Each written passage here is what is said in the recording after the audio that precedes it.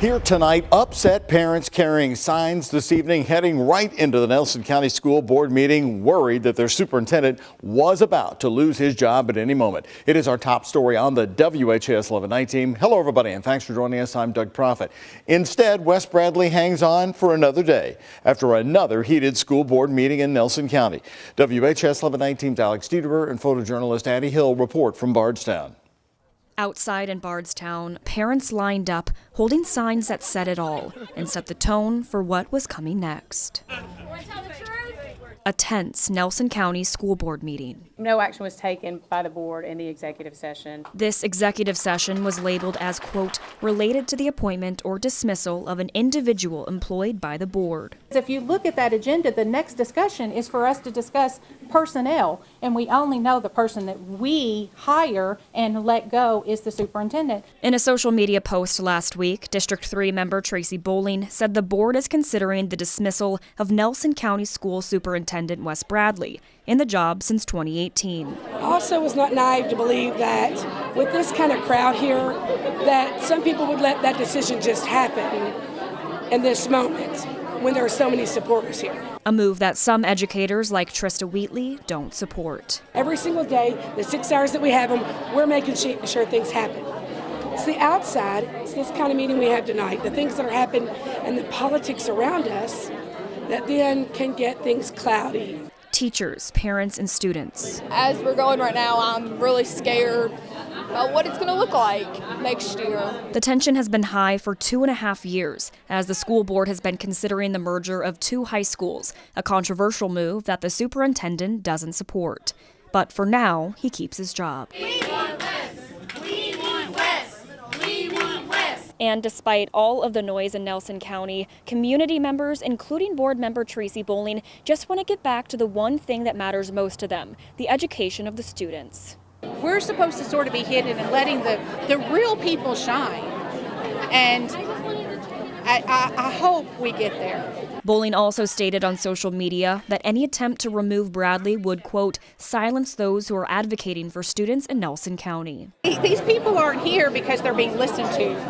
They're not here because they feel like their voices are being heard.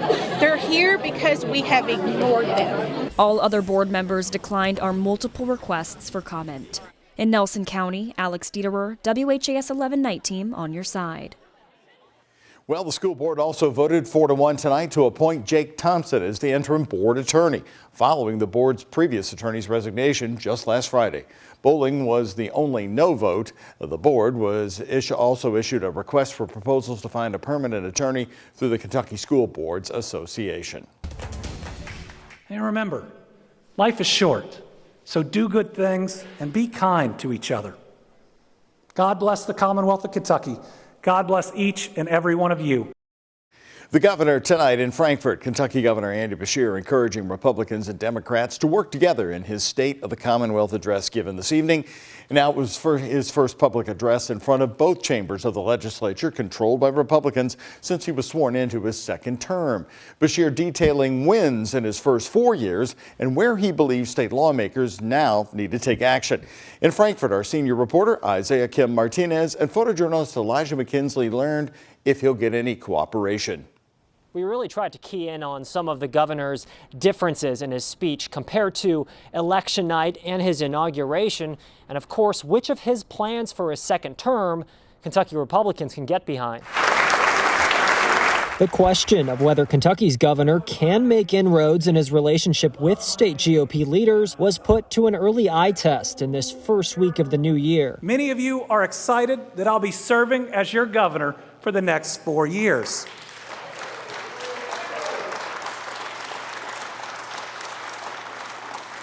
And the rest are excited that I am now term limited.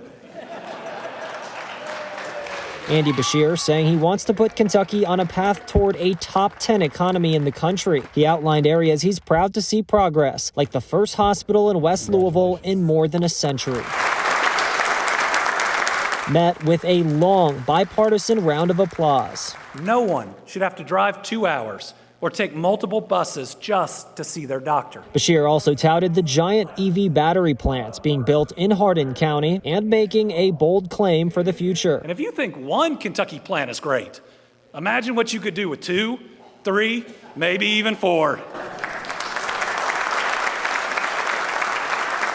But at the top of his priority list, Beshear is calling on state lawmakers to pass 11% pay raises for every Kentucky educator, following the path of neighboring states. We can choose to beat Indiana or beat up on each other.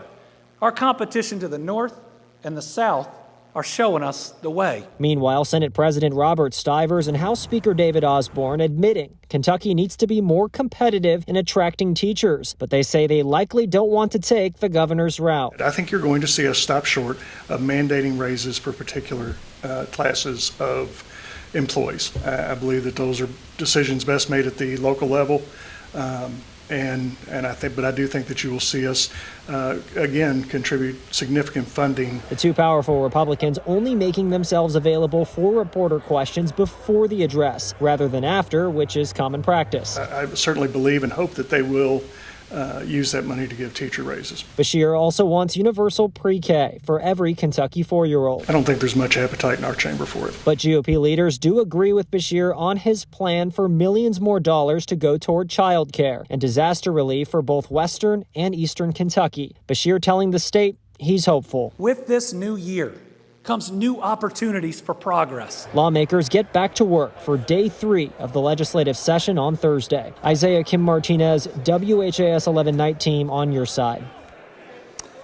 And also happening tonight there in Frankfort, an emotional moment as the governor stopped to recognize and honor his Lieutenant Governor, Jacqueline Coleman. She was right there tonight as she recovers from a recent double mastectomy surgery. Lieutenant Governor Coleman, we are glad you are recovering and with us tonight, along with the second gentleman, Chris. Jacqueline Coleman had the surgery last month after she says her doctor raised concerns in a routine exam. The Lieutenant Governor also said her family has a significant history of cancer, which led to her decision to move forward with the surgery. In a statement released just after Christmas, Coleman said that the post-surgery reports have all come back clear. This big day started, though, with no work at all for several hours after the Capitol was evacuated due to a bomb threat. At about 8:30 this morning, Kentucky Secretary of State Michael Adams reported that he and other lawmakers received threats via email. Kentucky State Police say troopers conducted a thorough search of the Capitol building and grounds and found the threat to be unsubstantiated, giving the all-clear at about noon. KSP said similar hoax threats were made in Connecticut, Michigan, Georgia, and Mississippi. More local news on the night team. A man is facing charges for allegedly assaulting a woman at gunpoint near PRP. In a social media post, Louisville Metro Police say 22-year-old Christopher Thompson was identified using DNA from the scene. Police say it happened on Yazoo Street off Terry Road last July. A woman said a man held her at gunpoint, assaulted her, then drove her to an ATM where he made her withdraw money. This is the same area where at least 7 different women reported being assaulted and robbed. After LMPD issued a warning about the assault, they say no other incidents were reported. Metro Police say they cannot confirm that this is the same man responsible for the string of assaults. Those cases do remain open. A man who police believe was involved in a Louisville murder was found and arrested in Alabama. You may remember Louisville Metro Police were looking for this man, 37-year-old Lamar Jones. According to Metro Police, he was arrested in Florence, Alabama. Jones was wanted in connection with the shooting death of Therese Curitan on August 15th at 26th and Market in Louisville. Curitan left behind a wife and 6 children. In December, his sons told WHAS 11 News how they want their father to be remembered. I love my daddy and he's always in my heart. And he's always in my some stuff has changed. You still have to be the goodest person you have to be. LMPD thanked their fugitive unit, the U.S. Marshals Service, and Lauderdale County Sheriff in Alabama for their help with Jones's arrest.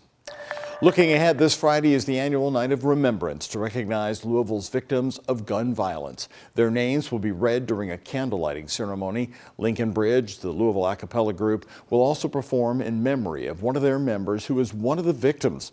According to the data from the city's gun violence dashboard, Louisville saw 150 homicides in 2023 compared to 157 in 2022. The ceremony will take place on Friday, January 5th from 6 to 7:30 p.m. at Bates Memorial Baptist Church. That's in Smoketown. You can also watch it live as it happens on WHAS11.com or the WHAS11 app.